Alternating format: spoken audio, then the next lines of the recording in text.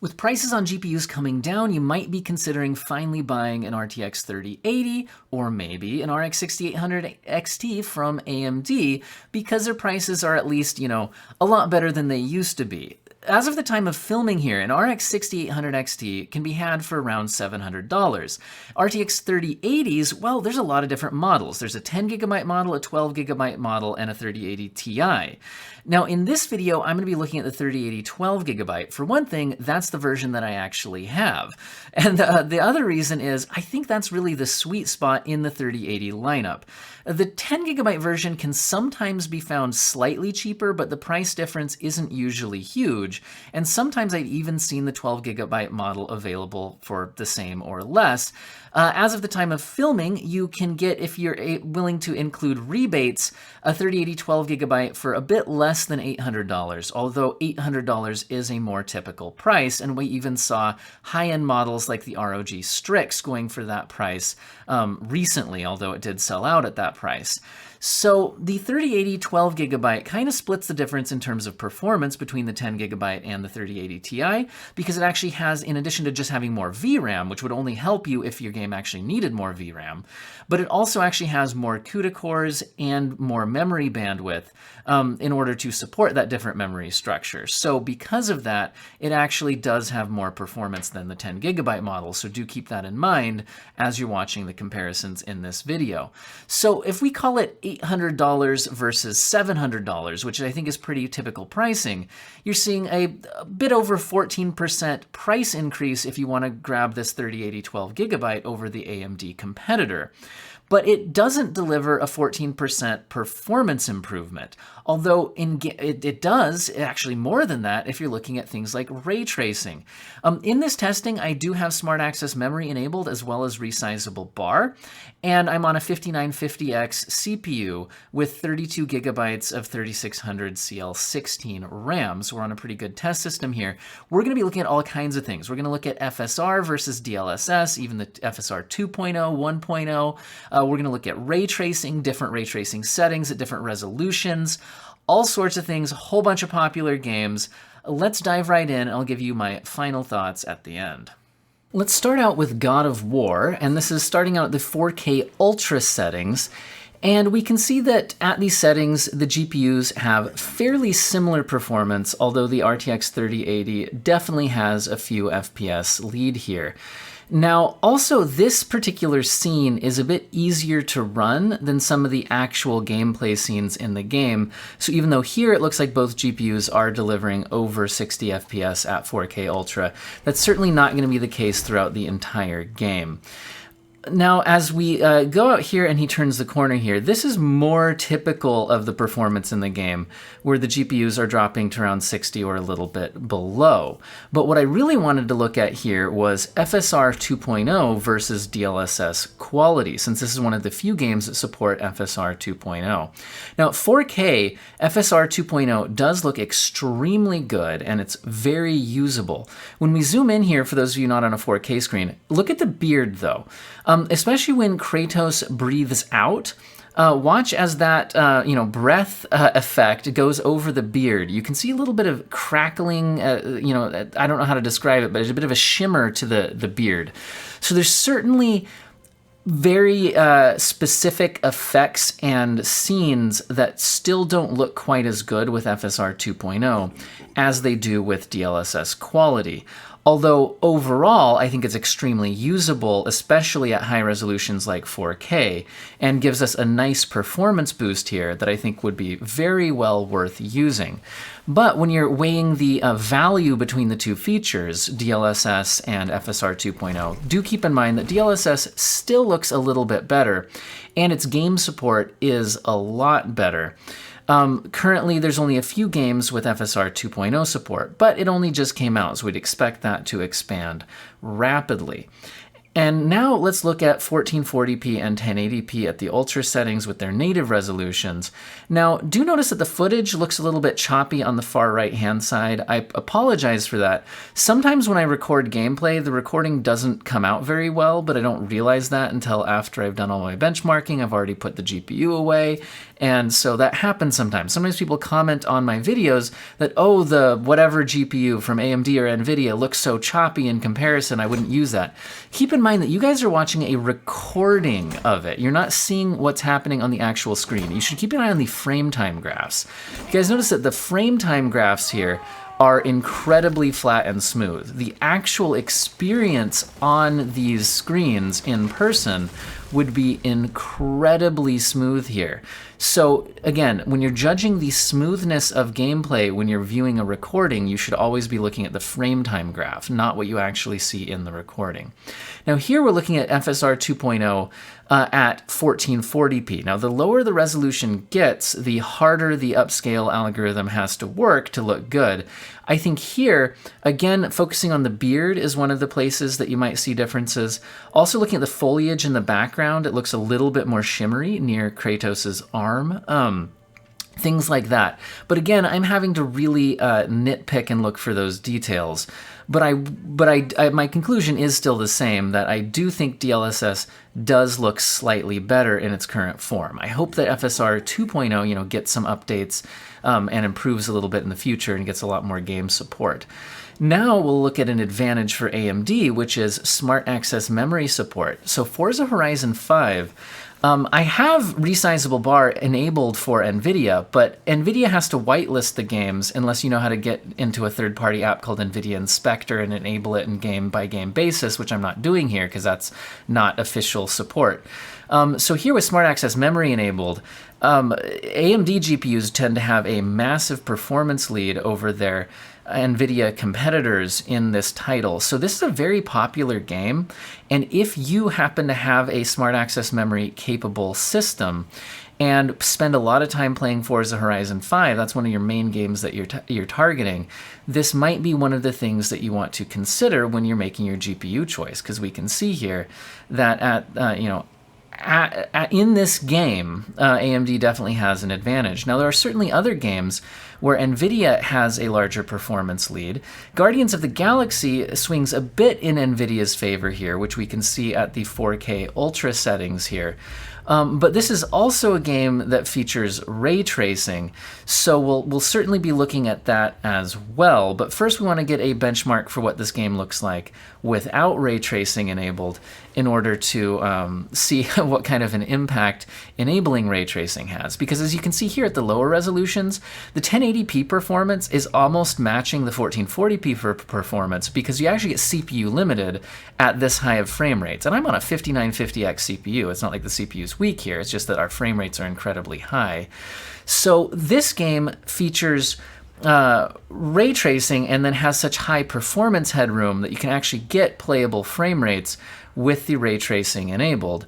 So let's go ahead and enable that and see what happens. Again, the choppiness of the footage here is worse than what you would actually see on the screen, so keep that in mind, although it was a little bit choppy in person. We can see that the 6800 XT at RT Max gets playable settings at 1080p, but NVIDIA gets much higher settings. By dropping the RT down to high, which is actually the lowest ray tracing setting, it's just called high in the game, we can almost match the maxed out ray tracing performance from the NVIDIA GPU. Now, this is a game that actually has console ray tracing support, which is why I think the lower settings are able to give playable frame rates here, even at 1440p for the AMD GPU. So when a game is tuned with some low ray tracing settings that aren't super demanding in mind, you can enable some ray tracing on AMD GPUs. But we can see that obviously the NVIDIA GPU is giving a far superior, far superior ray tracing performance. Now at 4K, the AMD GPU, it's really a non-starter on ray tracing, whereas the 3080 can still max out ray tracing if you're willing to use DLSS and still take a pretty significant performance hit. Now I just played this game on my 3080 12GB, and personally I turned ray tracing off and played it at 4K Ultra settings with no DLSS, because DLSS still in this game, little details in the distance on my large screen did seem a little bit aliased, and I didn't really like using it. And that's generally my my thought process here. Now let's look at Hitman 3. So this is another title where AMD seems to have a large performance lead, when we're not using ray tracing. So this is another one kind of like Forza Horizon 5, where we do see kind of an outsized performance advantage for AMD that's certainly non-typical. Now, again, with ray tracing off, both GPUs are delivering good performance, but AMD does have this, significant performance advantage. However, if we turn on some of the ray tracing in this game, now the ray traced reflections are incredibly demanding in this game. So even with the ray traced reflections at low and the RT sun shadows turned on, and using DLSS quality versus FSR 1.0 quality, which, by the way, is more aggressive than the ultra quality. And if you're watching this on an actual 4K screen, the DLSS upscale looks much better here. We're still seeing the 6800 XT not delivering great performance here. So, that being said, I really wouldn't like the performance here on the 3080 either. So you'd either have to use more aggressive DLSS, which personally I wouldn't really want to do, or turn off the reflections. If we look at 1440p with ray tracing and just using the sun shadows and not the reflections, the performance for both GPUs is a lot more reasonable, and also the performance advantage for NVIDIA, while it's significant here, percentage-wise it doesn't seem to be quite as crazy as it was with the reflections turned on. I've noticed that the ray tracing performance difference between the brands isn't really linear. Like the percentage gap changes depending on how the ray tracing is implemented, especially when it seems like certain heavier ray tracing implementations can kind of overwhelm the AMD GPUs and have them fall off significantly relative to NVIDIA, whereas if you keep them more in check a little bit, they look fine. Now, what I'm looking at here is what if the NVIDIA GPU is running at the native resolution and the AMD GPU is actually using FSR to try to catch up. I was trying to kind of match the frame rates. So what you're taking here is a little bit of an image quality hit for the FSR upscale versus being able to run it at native resolution on the 3080. And we're kind of matching performance here at 1080p. But to be honest, guys, why are we, well, at 1080p here, sorry, they're both running at the native resolution. But I don't know, using GPUs like this at 1080p just to get some ray tracing enabled at high frame rate seems a bit silly, but you might mainly be a competitive eSports player or something like that. And then, you want to play some single player titles, but you have your 1080p, 240 hertz or more monitor, something like that. So I guess, this is worth testing for those of you who have the high refresh rate 1080p set up for esports, but then when you jump into some single player titles. Now, the ray traced reflections in this game, like I said, are incredibly demanding. So if we turn those on, both GPUs are struggling even at 1080p, although I was trying to match 60 FPS here, so notice this is not a apples to apples comparison. The 6800 XT here is at reflections at low, whereas the 3080 I have reflections at medium, because I was trying to see what would get you, the most ray tracing with playable frame rates here at 1080p, and that's what I was targeting here. So I don't always do apples to apples comparison, so be careful what you're looking at here. Now the AMD GPU still has some significant dips here. Let's look at Unreal Engine 5. People have been requesting this, but I don't usually do it because notice that even at 4K here, I'm reaching CPU limits. So even though I have a pretty crazy CPU here, I'm actually showing you all the cores and threads here this time. We're actually mostly CPU limited, and you might be like, CPU limited, how can you tell? It's only at 36% utilization, but if any of those threads are maxed out, we can't actually increase the frame rate. And we can tell that that's happening because as I reduce the settings, we would be able to reduce the settings or the resolution. You should see a frame rate increase if you if you're not CPU limited. However, unfortunately, that's that when we try that out here. So I change it down to a 1440p upscale in the config file here for the Matrix Awakens demo. Well, this is the city sample demo from Unreal Engine. And this is a compiled version of it that I downloaded. Somebody else compiled it. Anyway, we're not seeing the frame rate increasing. Even going down to 1080p, we're not seeing the frame rate increasing. So this is basically why I haven't really been using this. Now I'm decreasing the graphic settings and we're still at 1080p and we're still not seeing the frame rate increasing. It seems to be the lumen lighting system that's really having a heavy impact on my CPU and kind of causing a bottleneck. Because when we actually decrease the settings even further and we lose this good lighting, you're going to finally see a performance gain where we're no longer held up on the CPU. Notice our performance actually finally jumps up here with that turned off. But we're actually still CPU limited for the most part. You can see the GPU usage is not at near 100% even here. So this is why I generally haven't been using this as a benchmark for GPUs, because it's just way too CPU limited. So with that being said, I think that Cyberpunk, while it's not an engine that we'll be seeing used in the future, I do think its ultra settings are kind of futuristic in their GPU demand. So we can see here that at 1080p Ultra, both GPUs are still crushing it at extremely high refresh rate. But at 1440p Ultra, we're certainly still getting a very smooth, a pretty high refresh rate experience. But this game can be taxing even on GPUs this powerful at the Ultra settings, and we have not even enabled ray tracing yet. So that's why I'm kind of using Cyberpunk as a little bit of a what do you expect the GPU demand to be like in a few years down the road if you buy these GPUs now as games get a bit more demanding. So that's kind of the sense in which I'm using this. Plus, it does give us another opportunity to look at things like ray tracing and DLSS and FSR 1.0. This game has been modded to support 2.0, but not officially yet. So here we're looking at the ray tracing at 1440p, and I'm trying out a number of things. We can see basically that this 6800 XT gets absolutely crushed trying to just max out the ray tracing here. The 3080 also gets crushed, but using DLSS quality is at least able to salvage a 60 FPS experience. So you certainly could play this game at 1440p RT Ultra with DLSS quality and it'll look pretty good. Although you are sacrificing a lot of performance here to get that. On the right here, we're looking at some not like-for-like comparisons, but what if we just used RT reflections and try to use native 1440p resolution? And on the 6800 XT, if I want to use native 1440p resolution, I actually had to go all the way down to RT low, which is really just shadows, like inside shadows. It's not even the sun shadows. So I really don't think it's worth it, to be honest here. So if you're trying to play at the native resolution without DLSS, both GPUs are struggling here, but the 3080 can certainly get a lot more done. And with DLSS, ray tracing is actually fairly reasonable on the 3080 at 1440p in this game.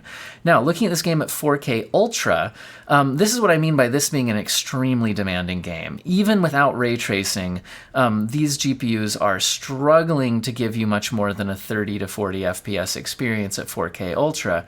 Whereas if we drop down to the high settings and upscale a little bit, here using DLSS quality versus FSR 1.0 Ultra quality, then both GPUs are delivering a very smooth, very good experience. So basically what I'm trying to say here is I think for future titles, these GPUs might struggle a little bit at 4K if you're trying to max everything out. But if you're willing to tweak settings down a little bit and upscale a little bit, you're still going to be able to get very good 4K experiences on these GPUs, I would imagine, for years to come. Just some people have a thing about, I need to set everything to ultra and I'm hesitant to upscale. And if that's the case, there's certainly going to be games where these GPUs do struggle at 4K, especially going into the future. Now, at 1080p and 1440p, these GPUs continue to crush it here, with Red Dead Redemption 2 delivering extremely high frame rates at the maximum preset. And what I mean by that is you just go into the overall performance slider, not individual settings, but the overall control, slit everything to the right to the favor quality side of things. That's what I mean by the max preset here.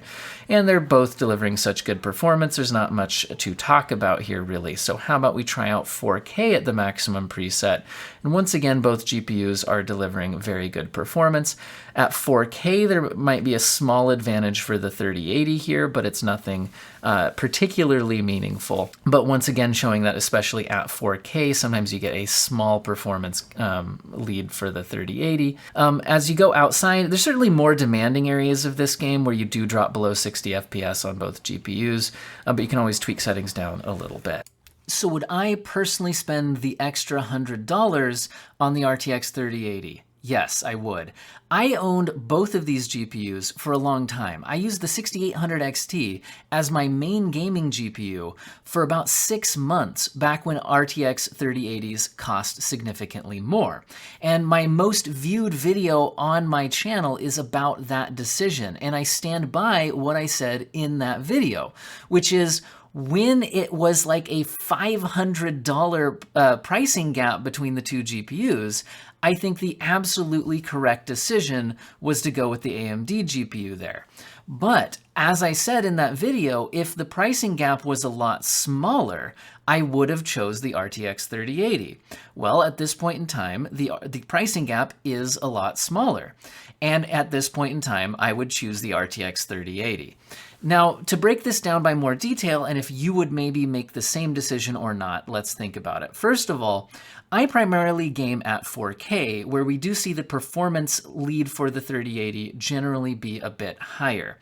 Also, when you're gaming at 4K, the need to upscale in order to get good performance in some games does become a little bit more necessary in a lot of situations. So having DLSS, which is more widely available than FSR 2.0 and looks significantly better than 1.0, slightly better than the 2.0 version, is really nice. Now, personally, I still try not to upscale unless I really have to.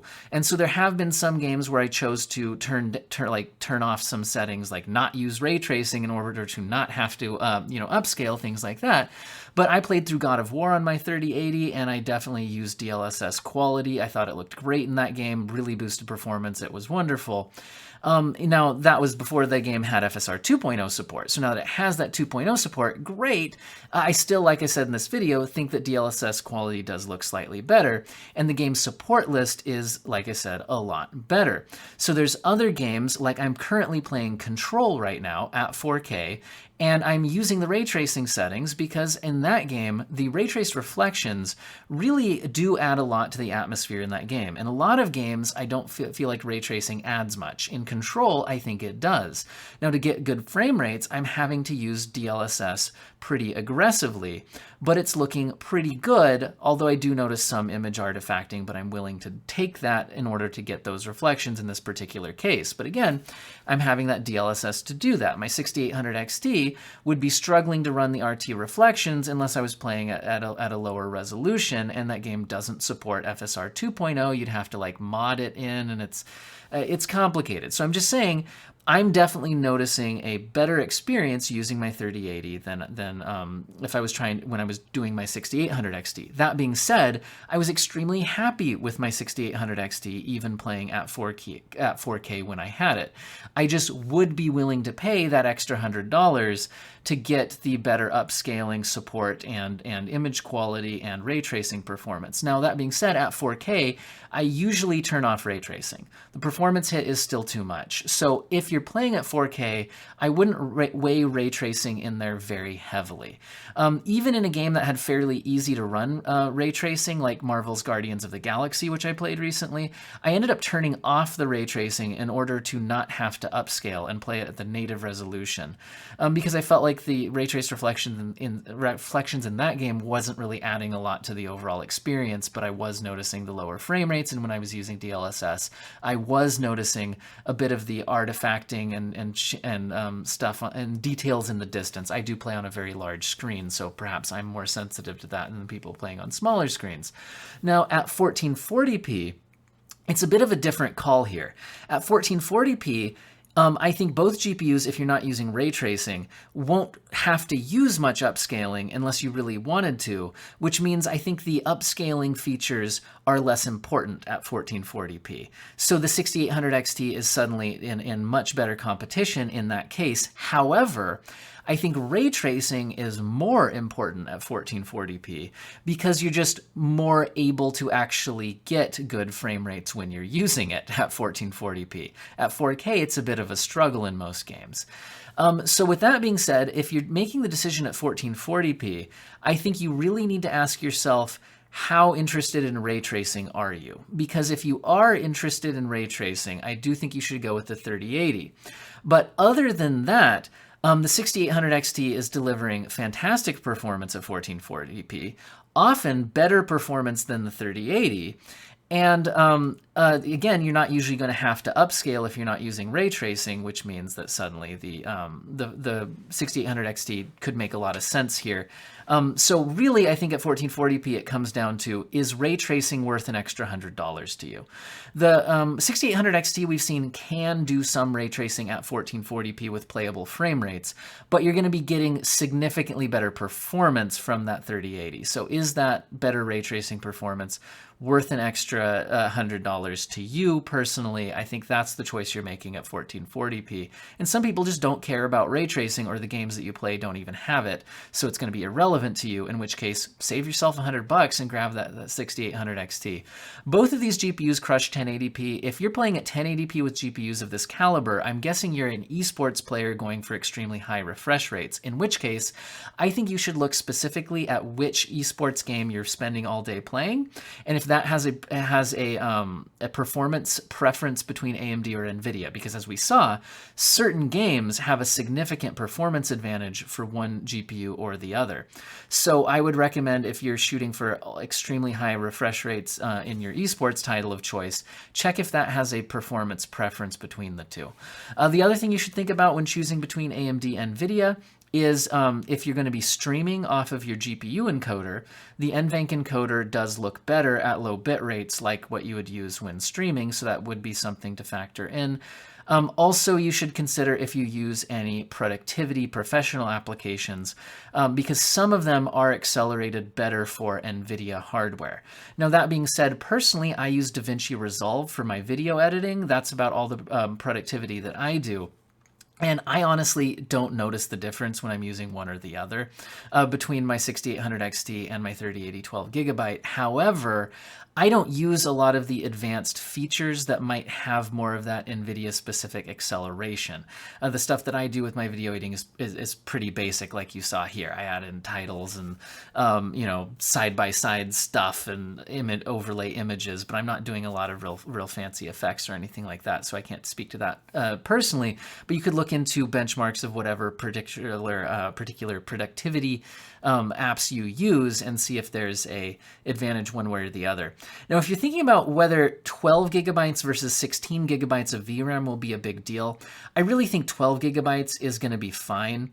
The 10 gigabyte 3080 model, if you're playing at 4K, you may or may not run into some issues at some point, but 12 gigabytes really, I haven't been close to noticing any issues with that, and I wouldn't expect to in the future because like I said, some games at 4K are already requiring the settings to be turned down or use some upscaling, both of which reduce the VRAM usage. So I think 12 gigabytes is plenty, and having that extra 4 gigabytes from AMD for gaming, I don't think really does a lot for you here. So I think 12 gigabytes is pretty good, at least in my opinion, although none of us can completely predict the future. I would expect any game that's needing significantly more than 12 gigabytes is probably also going to want to turn down settings and or upscale. So overall, personally, I'd spend the extra $100 on the 3080. If the pricing gap was more like $200 or $300, I really think it's starting to be a bit of a stretch. But when they're coming down into this $100 or less gap between the two. I'd say unless you're stretching your budget out of control, grab that 3080. Although I know for some people, getting even up to the $700 for the 6800 XT is your absolute limit. In which case, if that's the best GPU you can afford, and especially if you don't care much about ray tracing, yeah, save that money, grab that 6800 XT. And like I said, I was extremely happy with it for 6 months. And I only bought the 3080 not to upgrade my GPU, but because I'm buying GPUs to benchmark on the channel. So if I was just a guy playing games and I had bought that 6800 XT, I would not have been desperate to get the 3080. I would have waited for the next generation and then just gone with whatever made more sense at that point in time. All right, I hope this was useful for you guys. I had a lot to say about this one since, like I said, I used both of these for 6 months myself. Yeah, anyway, leave comments with your thoughts, and I hope all of you have an excellent day.